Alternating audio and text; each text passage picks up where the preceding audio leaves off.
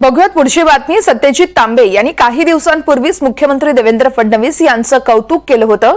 याशिवाय महत्त्वाचं म्हणजे त्यांनी काँग्रेस पक्षावर जोरदार हल्लाबोल देखील केला होता। यालाच बाळासाहेब थोरात यांनी जोरदार प्रत्युत्तर दिलंय। सत्यजित तांबे यांचं बोलणं बालिशपणाचं आहे। आपल्यासाठी काही केलं असेल त्यांचं ऋण लक्षात ठेवायचं असतं, असं प्रत्युत्तर बाळासाहेब थोरात यांनी दिलंय। खरंय का सत्यजित तांबे बोलले हे खरंय। ते आता MLC आमदार आहे ते। मला याच्या बाबतीत दोन गोष्टी बोलायचं वाटतात। एक तर आपल्या जीवनामध्ये ज्यांनी काही आपल्याकरता केलेलं आहे त्यांचं ऋण